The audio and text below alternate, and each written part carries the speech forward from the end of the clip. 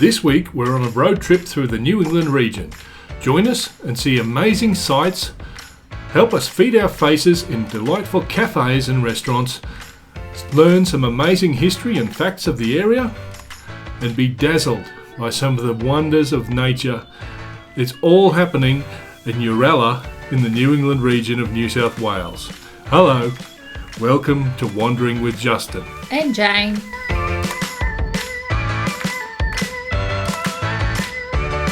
An early morning stop at the Ramsar-listed Little Llangollen Lagoon is always on the cards if we happen to be nearby. This is a great example of a gem that's off the beaten track. We have rarely seen others here and have often had the place completely to ourselves, particularly early in the morning. This is a prime site to explore a high altitude wetland, and there is always an abundance of wildlife to be seen in the beautiful natural environment. Driving into Uralla is often a pleasant experience.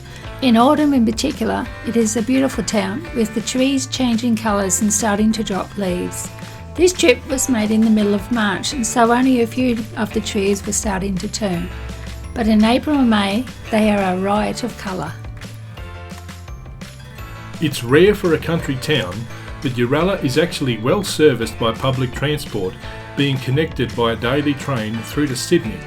The arrival of the railway in 1882 was certainly worth the whistle for the 380 residents that lived there. The town is well looked after and features mosaics, statues and other interesting features that show that the locals care about their home.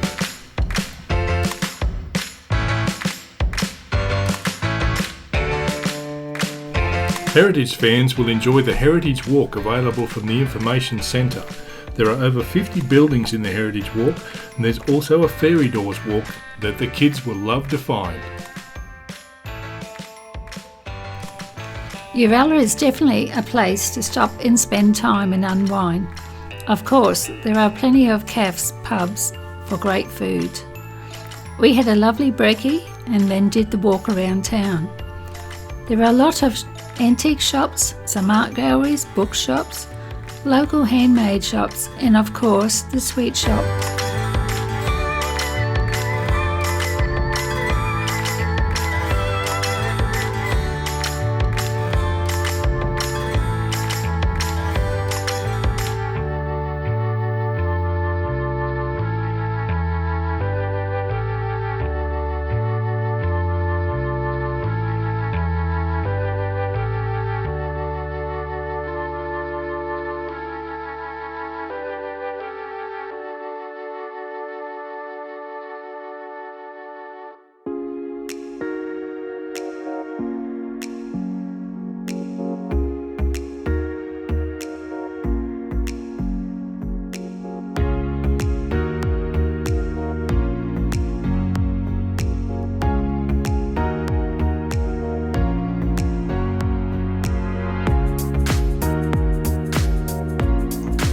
There are a range of historical figures that have come from or were found near Uralla, ranging from international sports stars to nefarious bushrangers.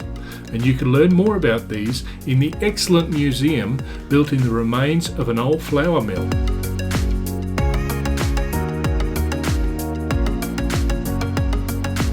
Every rural community is very dependent on their local volunteer fire brigade. In the McCrosson's Mill History Museum in Uralla, you can find some excellently preserved examples of early fire equipment. There are many other things to be found in here, but we were particularly impressed with these beautifully preserved engines. While all the equipment is gone now from the original flour mill, you can still see the remains of where much of it was located, and it's fascinating walking through and looking at some of the architectural decisions and the old timbers, some very massive beams and stones and things like that. There was also quite a wide range of finds were found when digging up the floorboards, and you can enjoy some of the artifacts that were located underneath the mill.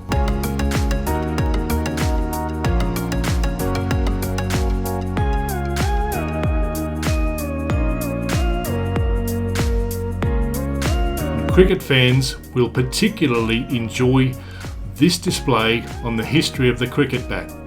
There are some fascinating examples of backyard cricket ranging right the way through to bushranger cricket and even international cricket themed cricket bats.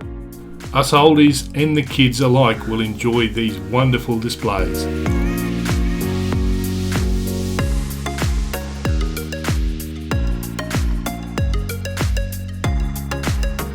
Designed and erected by Alexander Mitchell, who also built McCrosson's Mill in Uralla, where we just were, is the DRG shearing shed. Originally part of Gostwick Station, DRG Station and its unique octagonal wool shed gained their name from the old Gostwick wool brand DRG, which stood for Dangar Gostwick.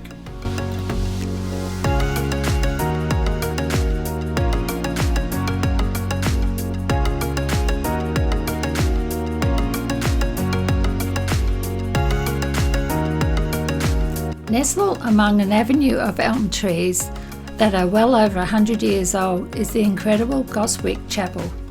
According to the Australian War Memorials Register, this chapel was dedicated in memory of Major Clive Collingwood MC, 1882 to 1918, who died in World War I. He was the youngest grandson of Henry Dangar, 1796 to 1861, who emigrated to the colony as a free settler in the Jessie in 1821.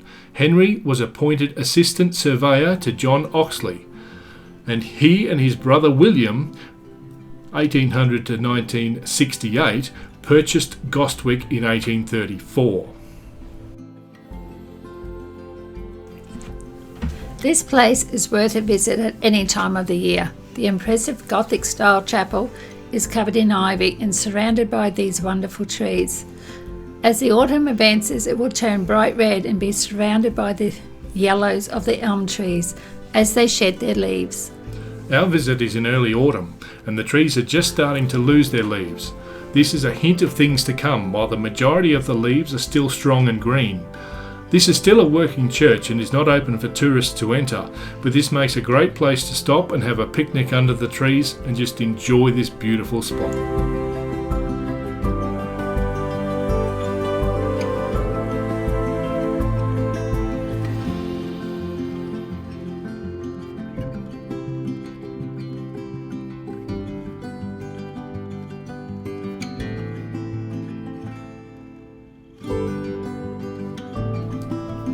To finish the day, we turn to a nearby spot to observe the spectacular New England Gorge Country. As part of the Oxley Wild Rivers National Park, this popular spot provides easy access to some amazing gorges and scenic waterfalls. There are a variety of walking tracks available here, but due to a shortage of time, we just took a short walk around the top of the gorge to see some of the spectacular lookout points.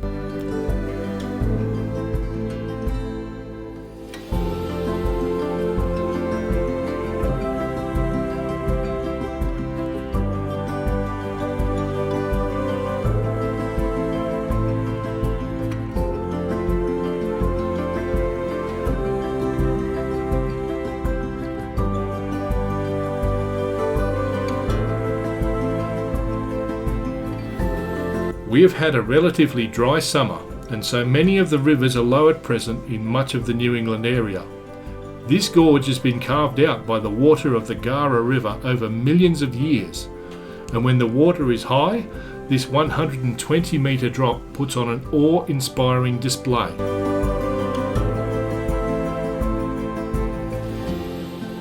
That's it for this week. We hope you've enjoyed the video. Thanks very much for watching. And we'll see you on the next one. Bye. Bye.